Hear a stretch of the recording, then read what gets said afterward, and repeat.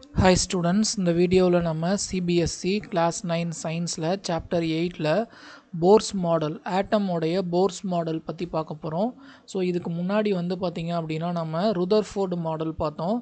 So அவர் என்ன சொன்னார்னா ஆட்டம்ன்றது வந்து பார்த்திங்கன்னா சென்டரில் வந்து பார்த்திங்கன்னா நியூட்ரான் இருக்கும், சென்டரில் ப்ரோட்டான் இருக்கும் பாசிட்டிவ்லி சார்ஜ்டு, அதை சுற்றி வந்து பார்த்திங்கன்னா எலக்ட்ரான் இருக்கும், நடுவில் வந்து பார்த்திங்கன்னா எம்டி ஸ்பேஸ் இருக்கும் அப்படின்னு சொன்னார். பட் இந்த ஆட்டம் வந்து எப்படி ஸ்டேபிளாக இருக்குது அப்படின்றத அவர் சொல்லலை.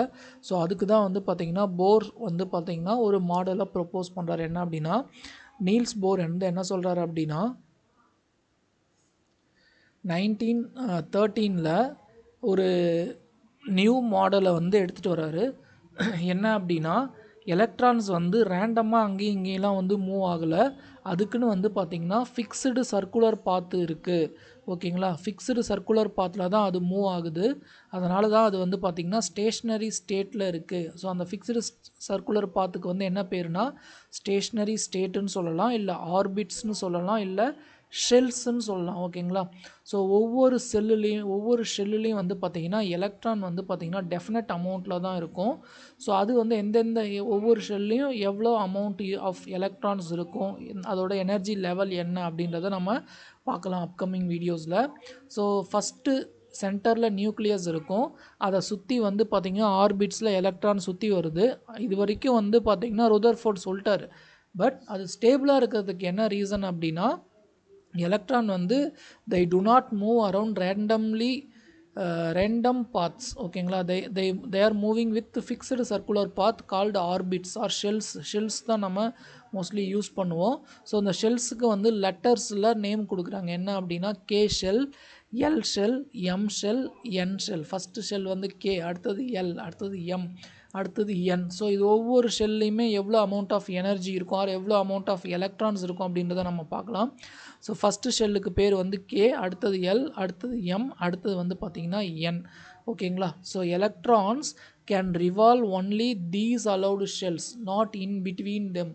ஸோ எலக்ட்ரான்ஸ் வந்து பார்த்திங்கன்னா அதுக்குன்னு ஃபிக்ஸ்டாக ஒரு ஷெல் இருக்கும், அதுக்குள்ளே தான் வந்து பார்த்திங்கன்னா தே கேன் ரிவால்வ். ஓகேவா, ஸோ அது வந்து பார்த்திங்கன்னா இந்த ஷெல்லேருந்து இந்த ஷெல்லுக்கு போகிறதோ, இந்த ஷெல்லேருந்து இந்த ஷெல்லுக்கு போகிறதோ இருக்காது. ஓகேங்களா, so while moving in a fixed shell an electron does not lose energy.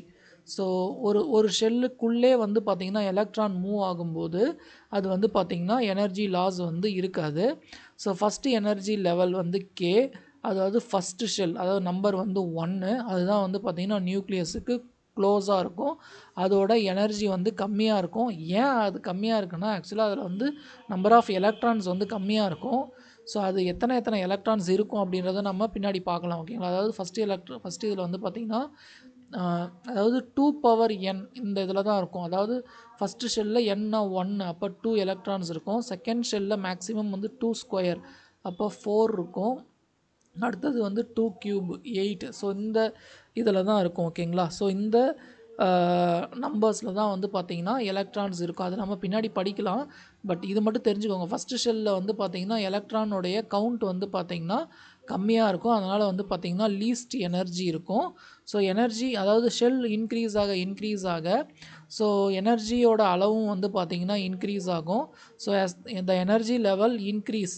ஓகேங்களா, when we move away from the nucleus. So இப்போ இந்த 4 ஷெல்லில் எது எனர்ஜி அதிகமாக இருக்கிற ஷெல்னா என் ஷெல், அதோட எனர்ஜி கம்மியாக இருக்கிறது எம், அதோட எனர்ஜி கம்மியாக இருக்கிறது எல், அதோட எனர்ஜி கம்மியாக இருக்கிறது கே. ஓகேங்களா, ஸோ ஒரு எலக்ட்ரான் வந்து பார்த்திங்கன்னா ஒரு ஷெல்லிருந்து இன்னொரு ஷெல்லுக்கு மூவ் ஆகணும் அப்படின்னா it should absorb or release energy. ஓகேங்களா, அது வந்து பார்த்திங்கன்னா எனர்ஜியை வாங்கிக்கவோ இல்லை வந்து ரிலீஸ் பண்ணவோ செய்யும். ஓகேங்களா, fixed amount of energy equal to the difference between the energy of 2 level. So இந்த 2 லெவலுக்கு நடுவில் எவ்வளோ எனர்ஜி டிஃப்ரென்ஸ் இருக்கோ அந்த டிஃப்ரென்ஸை அது வந்து பார்த்திங்கன்னா லாஸ் ஆகியோ இல்லை வந்து பார்த்திங்கன்னா எடுத்துக்கிட்டோ தான் அடுத்த ஷெல்லுக்கு வந்து பார்த்திங்கன்னா மூவ் ஆகும்.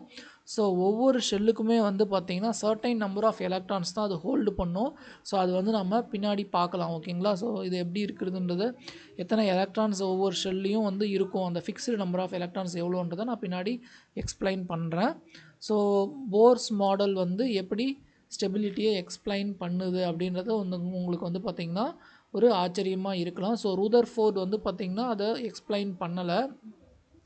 ஸோ இதை வந்து பார்த்திங்கன்னா இந்த போர்ஸ் வந்து என்ன பண்ணுறாரு அப்படின்னா ஒரு பாஸ்டுலேட் கொண்டு வராரு. In a stationary state the energy of an electron remains constant even though it is in motion around the nucleus.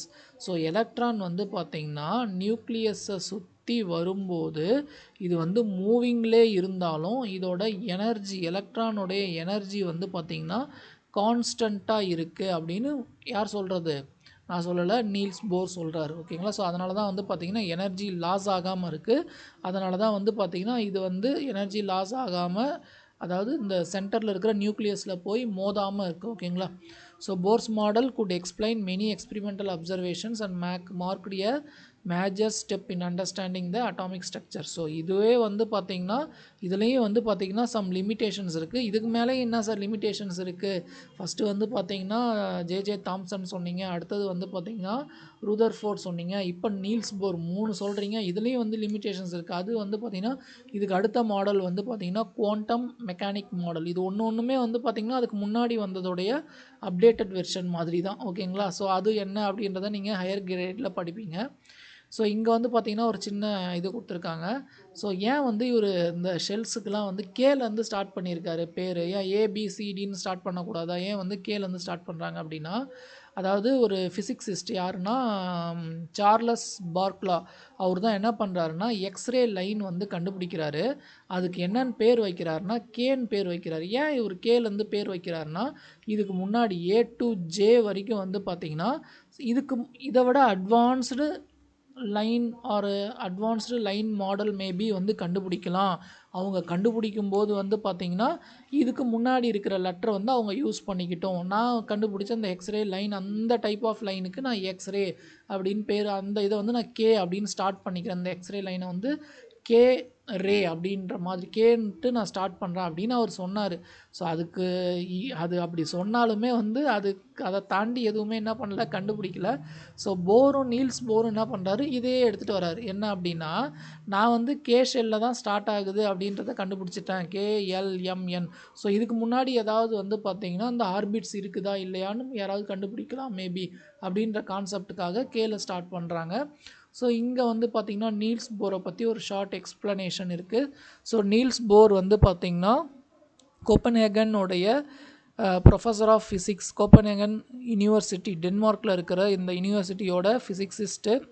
So இவர் வந்து பார்த்திங்கன்னா ஆட்டம் வந்து பார்த்திங்கன்னா எப்படி ஸ்டேபிளாக இருக்குது ஸோ அப்படின்றத ரொம்ப வந்து ரிசர்ச் பண்ணியிருக்காரு. ஓல்டு மாடலில் எக்ஸ்பிளைன் பண்ணாததை, அதாவது எலக்ட்ரான் வந்து எப்படி ஸ்டேபிளாக இருக்குது, வித் நியூக்ளியஸில் கொலாப்ஸ் ஆகாமல் எப்படி ஸ்டேபிளாக இருக்குது அப்படின்றத கண்டுபிடிச்சிருக்காரு.